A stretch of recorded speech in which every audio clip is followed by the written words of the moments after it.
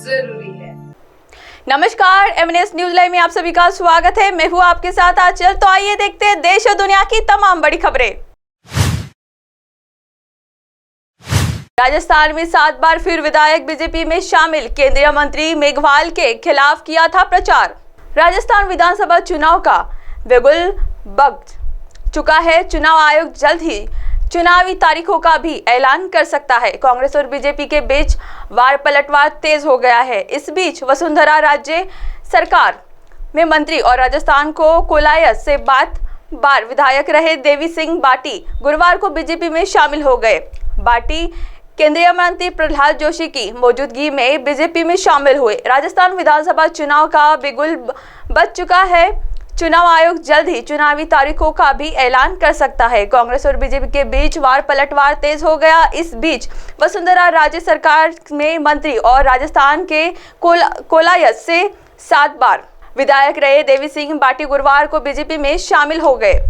जयपुर के केंद्रीय मंत्री प्रहलाद जोशी की मौजूदगी में बीजेपी में शामिल हुए। बाटी के पार्टी में शामिल होने के बाद राजस्थान बीजेपी ने एक्स पर लिखा, पूर्व मंत्री और सत्ताबार के पूर्व विधायक श्री देवी सिंह बाटी ने भारतीय जनता पार्टी की सदस्यता ग्रहण की। पूर्व में भी भाजपा ने इनके अनुभवों का लाभ उठाया है। अब इनके दोबारा पार्टी में शामिल होने से भाजपा और मजबूत हुई है। वह एक बार फिर बीजेपी परिवार में शामिल हो गए हैं। आइए बढ़ते अब अगली खबर की ओर। समय के साथ बदला चुनाव प्रचार। कभी गेहूं से लिखे जाते थे नारे, साइकिल से चलता था अभियान। 2023 छत्तीसगढ़ में जनसंख्या के जमाने से लेकर छत्तीसगढ़ राज्य गठन के पहले तक की राजनीति कुछ अलग अंदाज में किया करते थे। यह वह दौर था जब उम्मीदवारों को लेकर प्रतिस्पर्धा थी और ना ही सियासी मनमुटाव। सब कुछ अपने हिसाब से चलता था। हमने तो राजनीतिक सौहार्द का वह दौर था जब एक विधानसभा में 2 उम्मीदवार हो जाते थे। जनसंख्या में जमाने से लेकर छत्तीसगढ़ राज्य गठन के पहले तक की राजनीति कुछ अलग अंदाज में किया करते थे। यह वह दौर था जब उम्मीदवार को लेकर प्रतिस्पर्धी थी, ना ही सियासी मनमुटाव। सब कुछ अपने हिसाब से चलता था। हमने तो राजनीतिक सौहार्द का वह दौर भी देखा जब एक विधानसभा में 2 उम्मीदवार हो जाते थे और शीर्ष नेतृत्व से पहले ही आपस में यह तय कर लिया करते थे कि हम नहीं आप चुनाव लड़ेंगे, हम सब आपके लिए काम करेंगे। वर्ष 1977 का आम चुनाव हो या फिर उनके बाद हुए विधानसभा चुनाव में कार्यकर्ताओं के कंधे पर अहम जिम्मेदारी होती थी। आइए बढ़ते अब अगली खबर की ओर।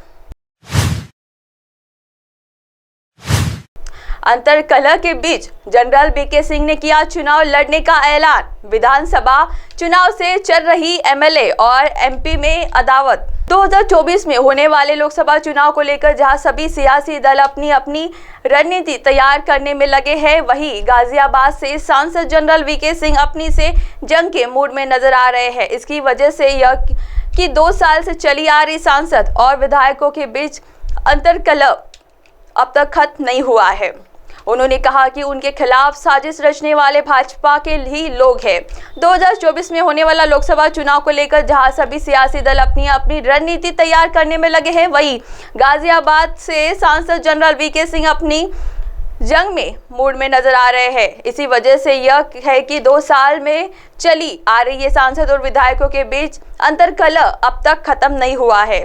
चुनाव से पहले विरोधी खेमा जनरल के खिलाफ माहौल बनाने में जुटा है, तो दूसरी तरफ जनरल ने भी अपने इरादे साफ कर दिए हैं। उन्होंने कहा है कि उनके खिलाफ साजिश रचने वाले भाजपा के ही लोग हैं, जिनके बारे में उनके जानकारी है और उनका डोजियर भी उनके पास है।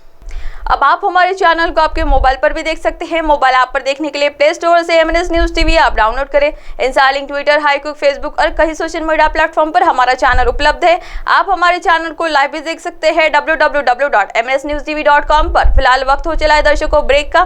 ब्रेक से लौटने के बाद देखिएगा देश और दुनिया की तमाम बड़ी खबरें। बने रहिए एमएनएस न्यूज के साथ। नमस्कार।